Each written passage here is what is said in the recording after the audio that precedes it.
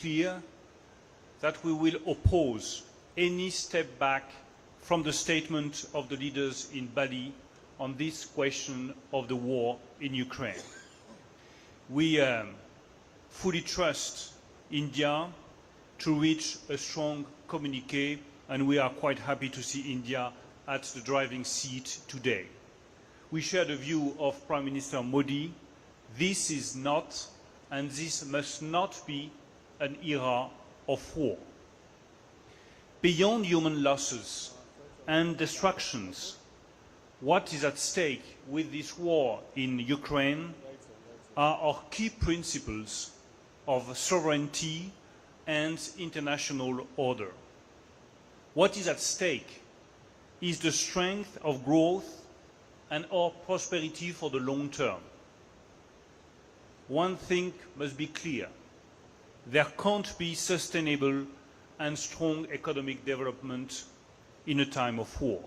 In that sense, and I made it very clear during this G20, the war in Ukraine is not a regional conflict, but a global conflict. It's not only affecting Ukraine and European countries, but all countries around the world.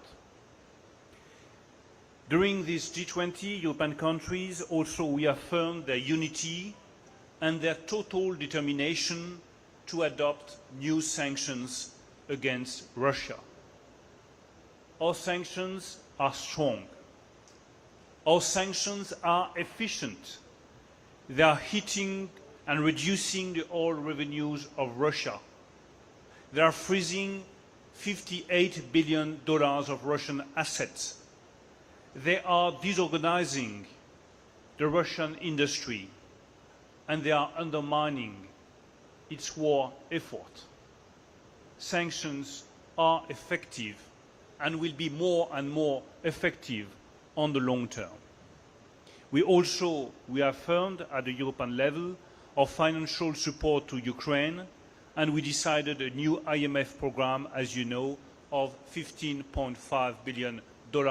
I want to commend Kristalina Georgieva and all the IMF members for their leadership on that question. This G20 was also the occasion to emphasize one good news, two concerns, and one priority. The good news is that the economic situation looks better than expected, that inflation should go down by mid-2023 in developed countries. France is a good example of that situation, with a positive growth for 2023 and the lowest level of unemployment for 40 years, thanks to the economic strategy put in place by Emmanuel Macron firmly and constantly since 2017. I would like to emphasize two concerns that I mentioned during this G20. The first one is the risk of fragmentation of the globalization. This risk of fragmentation of the globalization has never been so high. Developing countries have been deeply suffering from the COVID, from inflation, from the consequences of the war in Ukraine, and of course from climate change. There is a need to act quicker, stronger, and better for developing countries. France already provided $4 billion of SDR to the IMF for loans. We are ready to do more, and we urge the other countries to do the same. France will be organizing, under the leadership of Emmanuel Macron, a summit on the 22nd and 23rd of June on a new financing pact. We should not underestimate the social and political consequences of this growing gap between developed countries with a strong level of growth and developing countries that run the risk of lagging behind. The second concern is the level of debt.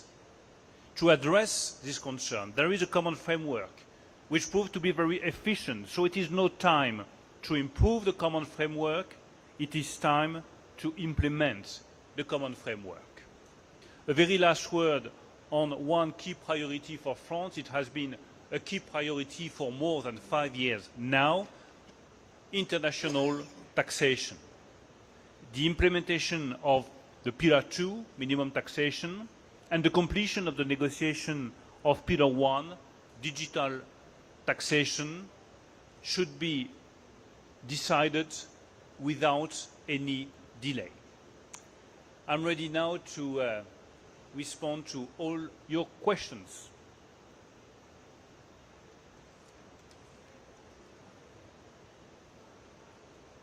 This is Deepshika from the Economic Times. Apart from differences over Ukraine, are there any other issues which are holding up a joint statement? No, I think that the key point which remains open is, to be very clear, the wording of the condemnation of the war in Ukraine. And once again, don't make any mistake. We will oppose any step back from the declaration of the leaders in Bali. We strongly condemn this illegal and brutal attack against Ukraine, and we don't want any step back. But once again, I fully trust India, because India is at the driving seat. India is playing a key role, and I think that India is in the best position to have this strong communiqué that we are all waiting for. Mark Schiritz from Die Zeit in Germany. I was wondering whether you had any comments on the peace plan that China came up with, and whether you think that is the right direction to go. You know, I'm only the finance minister. I'm not the Minister of Foreign Affairs, so I don't want to make any comment on those proposals. I just want to insist on the fact that this war in Ukraine has a very strong and deep impact on the world growth.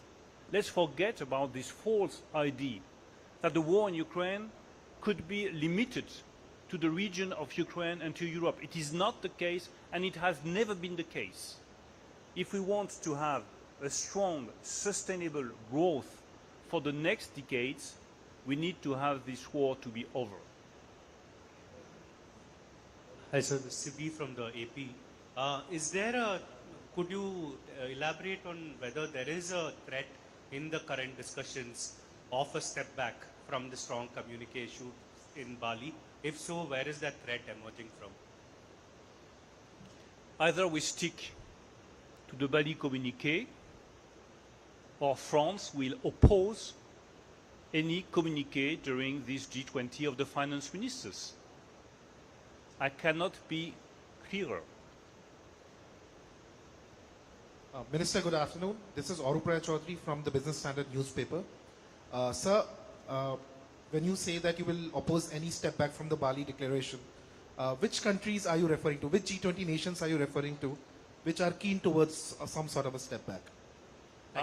I'm just referring to the wording that has been used by the leaders on the war in Ukraine, with a very clear condemnation of the war in Ukraine. I think that this is not the role of the finance ministers to undermine or to change the wording of the leaders.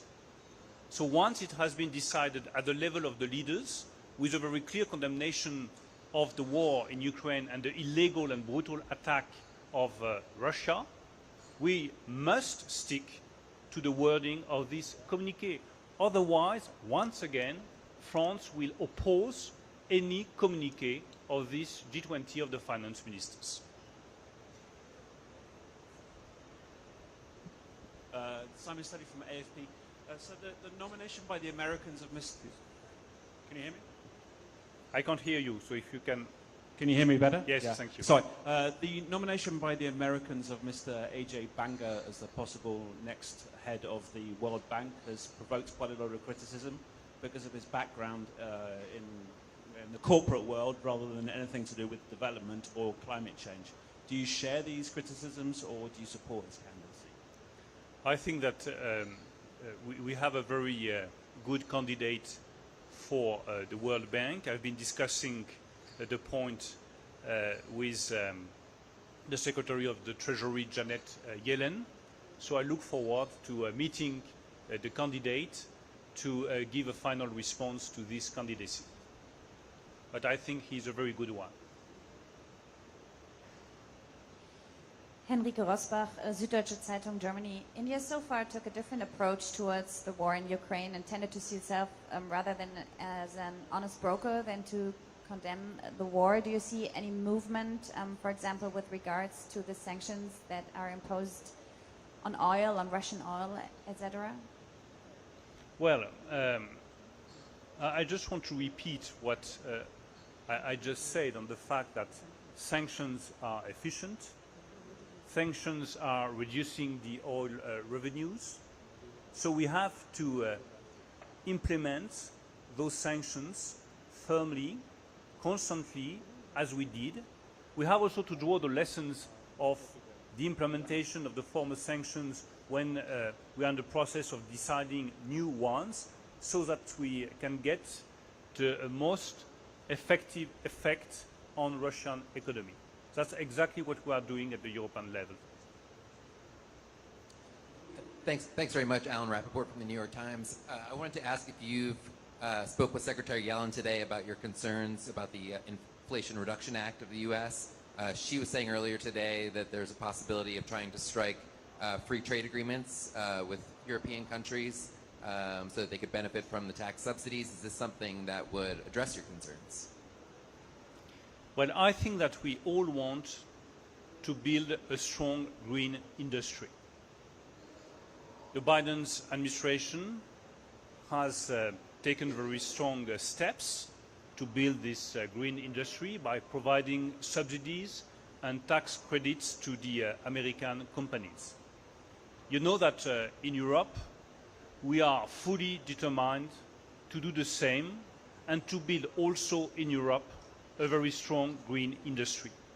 The very last proposals made by the European Commission and by the President of the European Commission, Ursula von der Leyen, are clearly a very good step on the right direction to allow all European countries to provide the necessary private or public funding for the green industry. But one point must be very clear. This building of a new green industry must be realized on the basis of a fair competition. Fair competition among countries, fair competition among allies, which means that we are still advocating for a full transparency on the level of subsidies, on the level of tax credits, so that we would avoid a race to subsidies. A race to subsidies is, to me, one of the key risks that we are running if we don't have all the necessary transparent elements to make comparisons between the US and Europe. I trust Janet Yellen and the US administration. We have been to Washington with my German counterpart, Robert Habeck. We have been discussing that issue with the US administration, and we really believe all together that there is a need for more transparency to build fair competition. My last point would be to insist on the fact that there is place for everybody in that determination to build a green industry.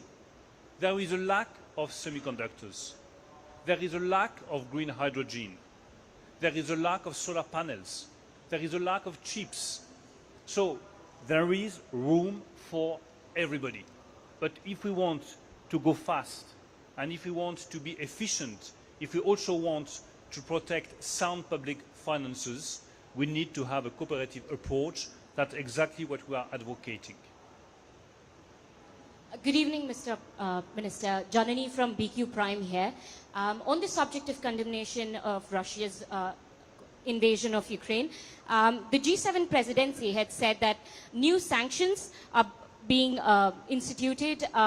Which stage of these, what stage, my question is, what stage are these sanctions at? When can we expect this Well, you know that the new sanctions will be decided at the European level. So we are still in discussions at the European level, at the Commission level, to find common ground among the 27 member states on this new wave of sanctions. I really want to insist on the efficiency of sanctions. This is a long-term efficiency, but this is a proven efficiency. Look at the figures that have been explained and presented.